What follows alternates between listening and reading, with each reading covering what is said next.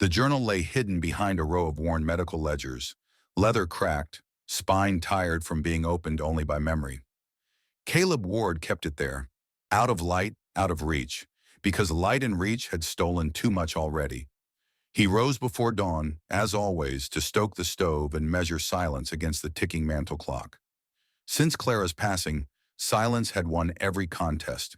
Micro recap breathed inside him, a widower doctor tending a lonely prairie practice, guarding one relic that still smelled of his wife's lilac oil. By mid-morning heat shimmered through window panes. Outside, cicadas rehearsed their relentless hymn. Inside, dust motes drifted slow, as though remembering when hands once danced through them. Caleb sorted herbs into glass jars, labeling each with neat ink strokes. He paused at comfrey, thumb-brushing smudge he would have scolded himself for, back when Clara teased his fussy habits. A knock, two soft taps, broke the hush. The girl he'd pulled from a fevered wagon 3 weeks ago stood at the doorframe, bonnet in one hand, the other still pale from illness. Mary Grace Turner, 19, eyes the color of overcast dawn.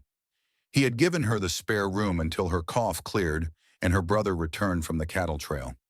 She repaid with laundry and silence, grateful yet drifting like smoke between chores. "Tea?" Caleb asked, one word offered to fill the cavern. She nodded, threadbare dress moving like a sigh. While water warmed, he stepped outside to gather mint sprigs, boots crunching brittle soil. Sun pressed iron fingers on his hat brim. Scent of creosote rose from nearby posts where he had once carved Clara's initials, then stopped halfway through the matching sea. When he returned, kettle rattled gentle on stove. Mary Grace nowhere in sight. He found her in the study, back to door, head bowed over a small brown book. Clara's journal. His chest tightened, breath snagged on invisible barbed wire. Of all rooms she might dust, she had chosen the one place he never mentioned.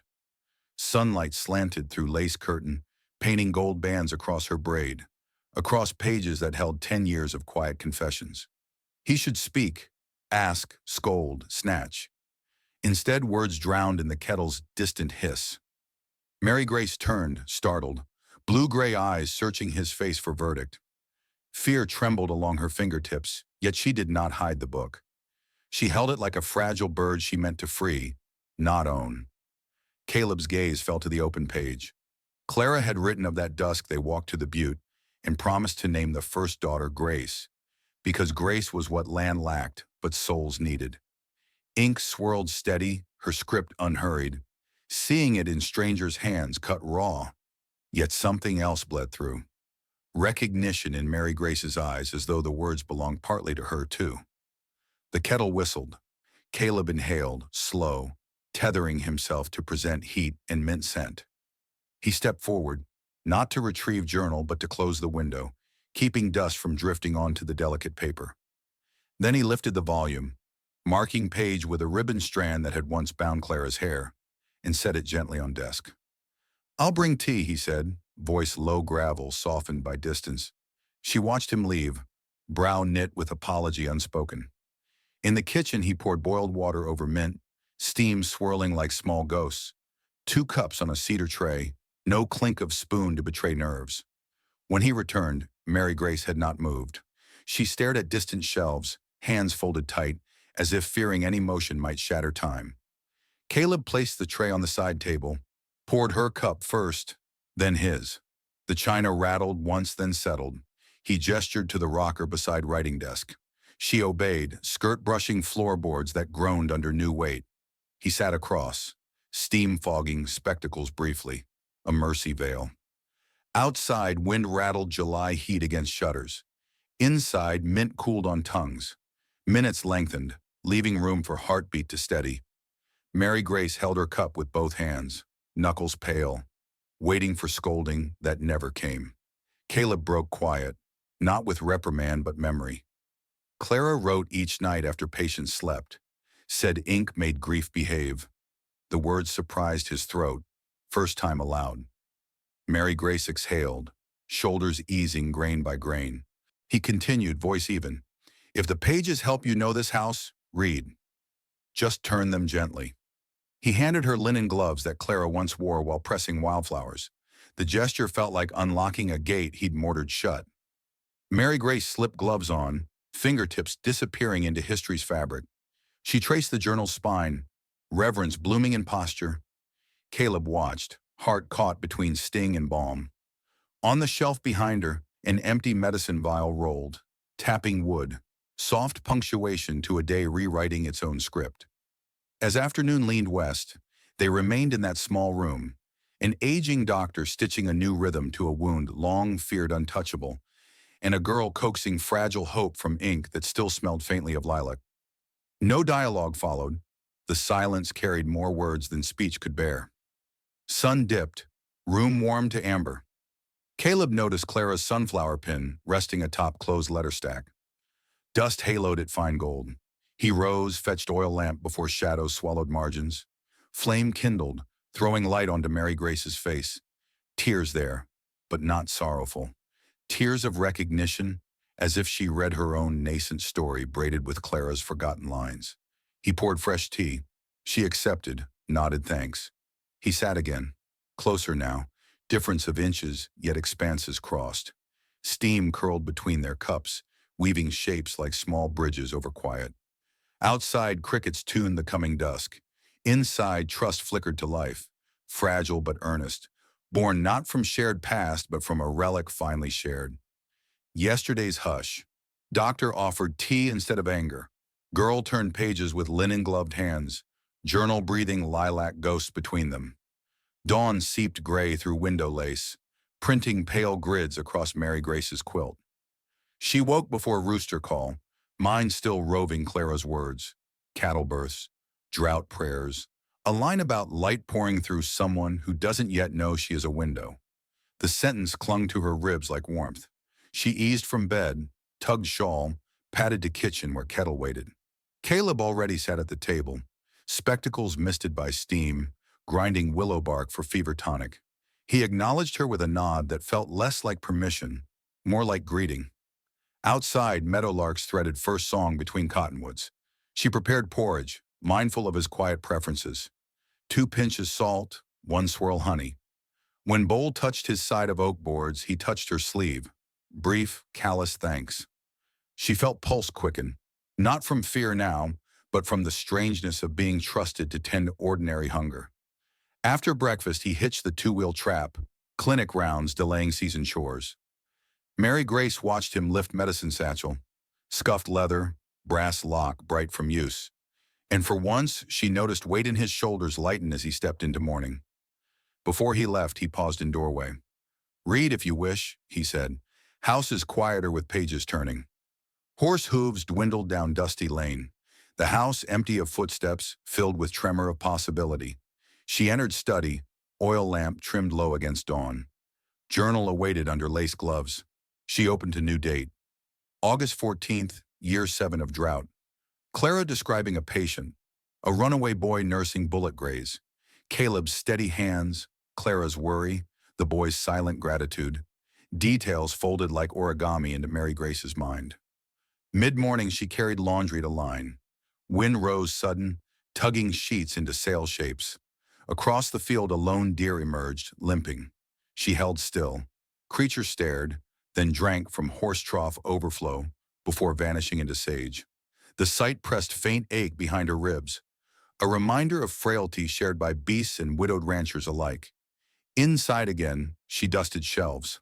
Finger paused on photograph of Caleb younger, Clara leaning into his side, laughter still echoing from her eyes. Mary Grace exhaled, wiped frame with sleeve, set it back so morning sun would find it later. Noon heat built, boards creaked.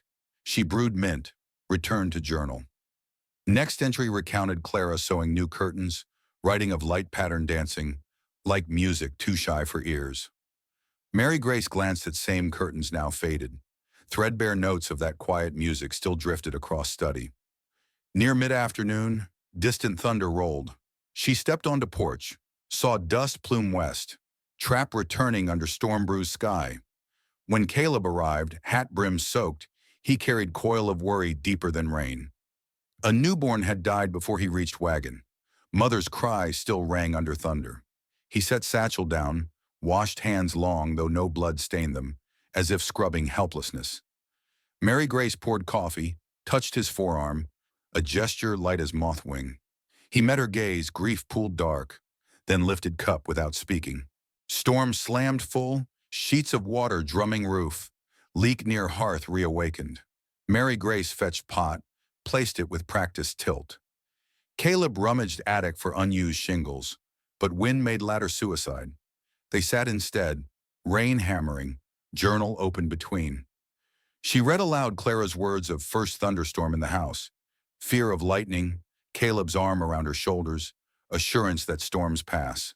His eyes closed, listening to voice braid, past into present. When she finished paragraph, silence settled, broken only by drip into pot. Caleb rose, returned with box of dried lavender Clara harvested final summer. He pinched sprigs into kettle, steam curling scent through study. Mary Grace inhaled, lilac of journal mixed with lavender of kettle, two perfumes clasping like hands across time. Evening edged in. Storm eased, sky washed raw. He lit lanterns, house glowing hearth soft. Mary Grace set places for supper. Fried potatoes, garden beans. Caleb bowed head longer than usual before eating. Maybe prayer, maybe pause to let memory taste food first. Later he fetched fiddle from closet, rose encrusted, strings slack. He tuned slow, letting creaks test rafters. Bow drew first note, worn, wobbling. Second note steadied. Melody rose. Shenandoah, Clara's favorite. Mary Grace closed journal, folded gloves on cover, and hummed harmony under breath. Fiddle line strengthened, found timbre that made lamp glass tremble. As music faded, lamp flickered, oil low. Caleb trimmed wick, cleared throat. Clara wrote often of teaching someone to read these hills the way doctors read pulse. He said, "Would you ride with me tomorrow? South Ridge blooms night primrose after storms." Words hung shy. She answered with nod, quiet smile reflecting lamplight. Night wore thin. Rain drips ceased. She carried journal to desk, placed gloves atop, then slipped sprig of lavender between pages like new bookmark. Before bed, she paused at hallway where photograph hung. Candle flame revealed dust still on glass. She wiped once more, then whispered, "Thank you," though unsure to whom, the smiling woman or the patient doctor, or pages that kept breathing. Caleb watched from rocker, unseen. Candle winked out. Darkness lingered gentle, not hollow. He realized house had not felt this alive since Clara's laughter last echoed. Guilt pricked, but gratitude answered louder. Wind settled. Beyond window, night primrose waited to unfurl yellow faces, and two riders, one grieving, one healing, would greet them come dawn. Journal closed for now, yet beating quietly, like an unburied heart. Night still clung to fence posts when Caleb saddled the mare, and the sway-backed gelding, hooves muffled in damp earth. Mary Grace emerged from the porch light, shawl pinned tight, Clara's linen gloves folded in her skirt pocket. They exchanged a nod, less permission, more shared decision, and rode east toward the ridge before the world fully woke. Dew fogged the low ground, silvering buffalo grass. The creek they forded carried storm silt and the faint smell of cedar roots. Each ripple mirrored two shadows stretched long, rider and healer side by side. Silence braided between hoofbeats.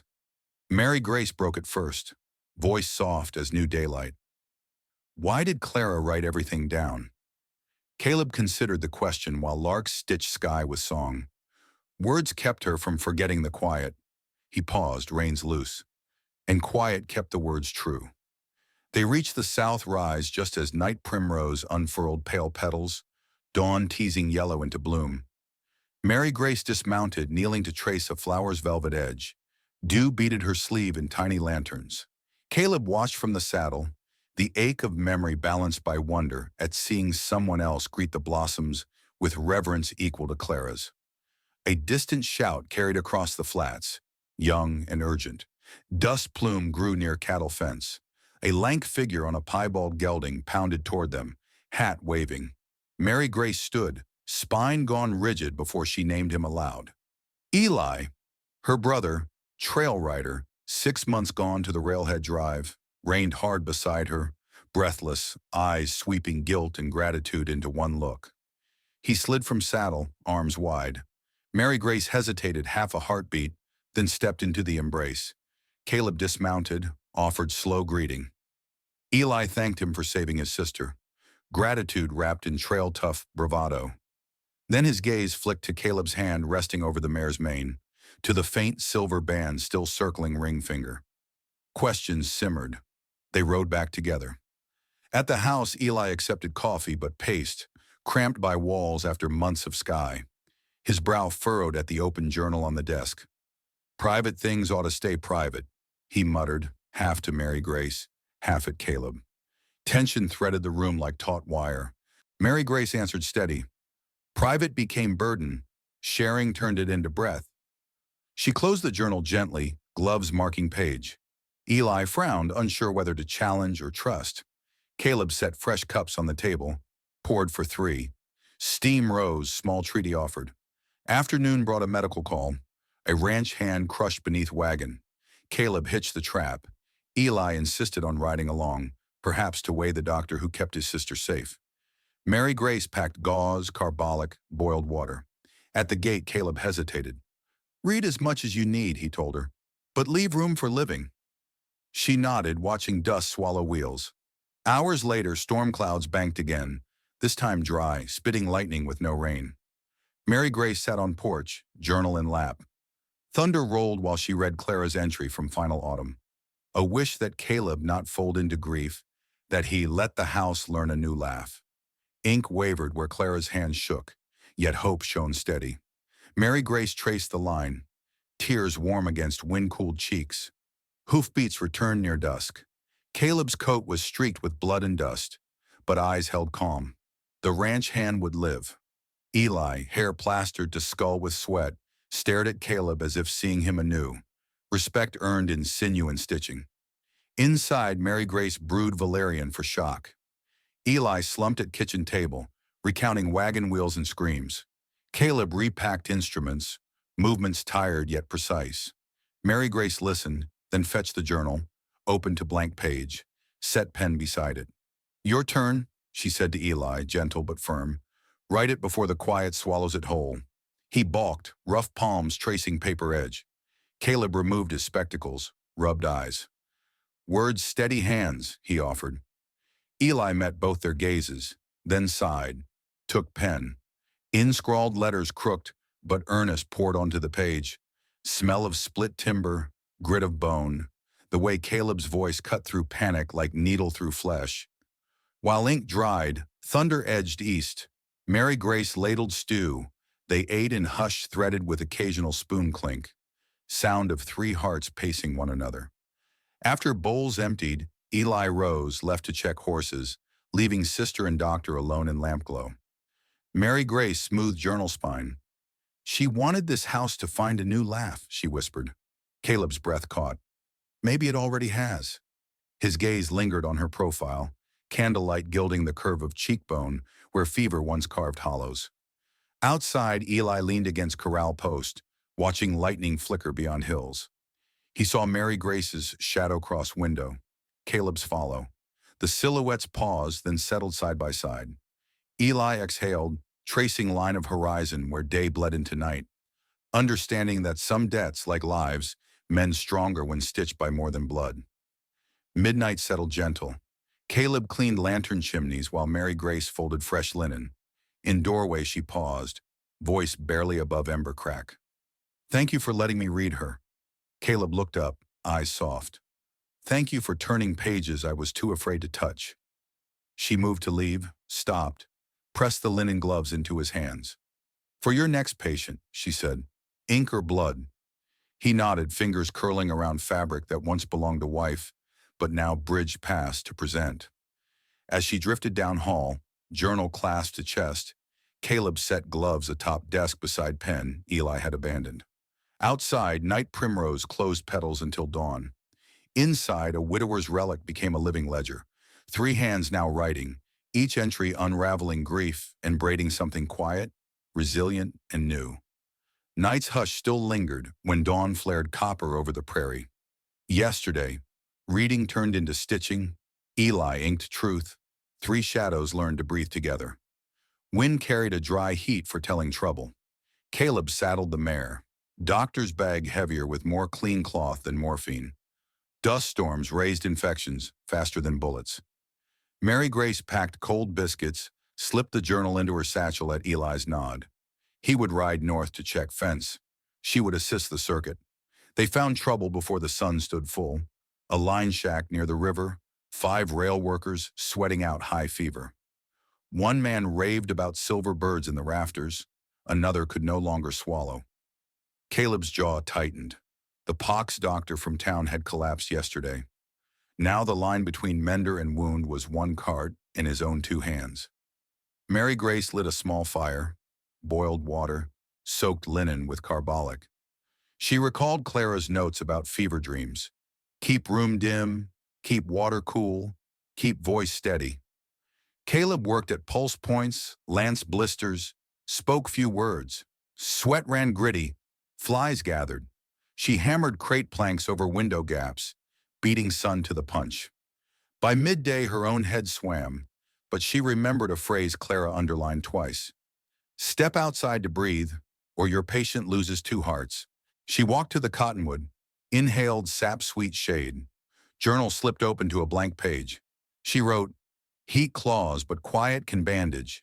Ink beaded, tremor steadied, thunderheads stacked by mid-afternoon. Caleb's hands shook after last suture, dehydration and sleepless weeks fusing. Mary Grace pressed canteen to his lips, the way he once guided hers. He drank, eyes thanking, shoulders refusing rest. One railman seized. Caleb's palm locked the jaw.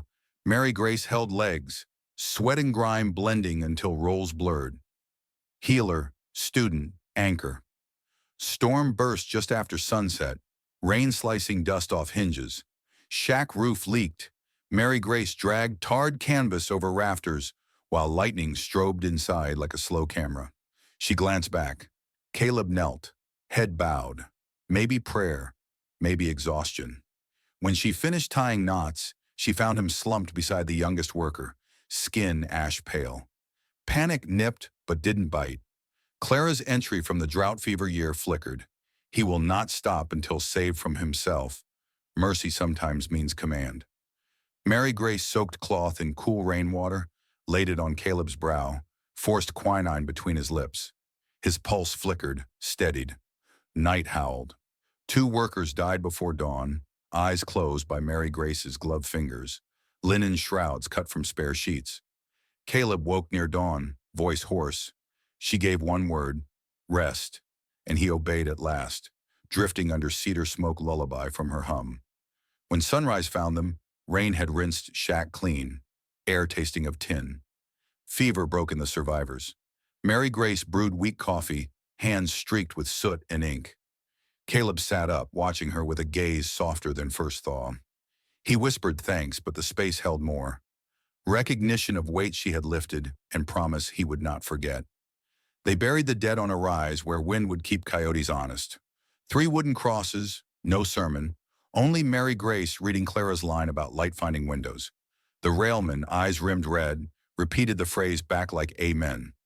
Eli met them on trail home, horse lathered. He saw Caleb's limp, Mary Grace's blistered palms, understood more than words gave. He rode ahead to start bath water and sliced bread. Evening settled gentle. Bath steam curled through hallway, soap smell mixed with wood smoke. Mary Grace scrubbed grime until skin glowed raw. Caleb waited on porch, shirt fresh, ring-catching pink sunset. When she stepped out, quilt draped across shoulders, he offered the journal back. A new blue ribbon marked yesterday's blank page, now filled with her script. You added her music, he said, voice almost breaking. She answered with small nod, throat tight. He opened to her entry, read lines of storm and fever and quiet bandages. Tears glossed his eyes but did not fall. He closed the journal, pressed it to chest, then handed it fully, not just to hold, but to keep. Footsteps padded. Eli placed a pot of tea, retreated. Caleb poured, hands still unsteady yet warm. They drank on the steps while crickets tuned night. Between them, journal rested like a third cup. Full, shared, alive. Inside, lamp burned low. Outside, yonder ridge glimmered under lightning too distant to threaten, only to remind. Mary Grace traced the quilt's orange patch. Caleb's fingers found the edge, overlapped hers. Silence thickened, no longer empty but ripe, promising seeds that might sprout come next rain. On the horizon, a lone coyote sang, not mourning, just announcing the land still turning, stories still writing, and two hearts learning the rhythm together. Dawn after the storm, two workers lived, two graves faced sunrise, a journal now hers, his ring still on, but heart unlatched. Mary Grace woke early, quilt around shoulders, journal beneath pillow like a pulse she could hear. Eli had already ridden to town for supplies, giving them space that felt deliberate. In the kitchen, Caleb's footsteps lingered over the stove. The kettle clicked, hissed, stilled. When she entered, he was studying two chipped teacups, as if deciding which story each should hold. They ate oatcakes in quiet sweeter than talk. Wind carried petrichor, brushing hair across her cheek. He tucked the strand behind her ear, fingers barely there, but the porch seemed to tilt at the touch. She opened the journal to a blank leaf, laid it between their plates. "We could start a chapter together," she murmured. Caleb's eyes searched hers, grief and wonder trading places. He fetched Clara's fountain pen, the nib cleaned, ink refilled. Instead of handing it over, he rolled the pen between thumb and forefinger. "Write the first sentence," he said. She hesitated, then printed 5 deliberate words. "Light belongs to open rooms." Ink bled slightly. She did not correct it. Caleb set his signature beneath, no flourish, just a line that joined hers like a stitched seam. Mid-morning they rode north to check on fevermen. Prairie breathed new green where rain had swept dust aside. At the shack, the survivors sat under cottonwood shade, grateful but spent. Caleb changed bandages. Mary Grace read from journal passages on patients Clara once wrote for recovering soldiers. The men listened as if medicine poured through words. Caleb watched, pride softening the lines around his mouth. On the return trail, they passed the abandoned orchard. Clara planted their second spring. Branches wild with neglect bowed under small yellow pears. Mary Grace dismounted, filled her apron. Juice ran down her wrist, sweet and tart. Caleb plucked one fruit but did not eat it.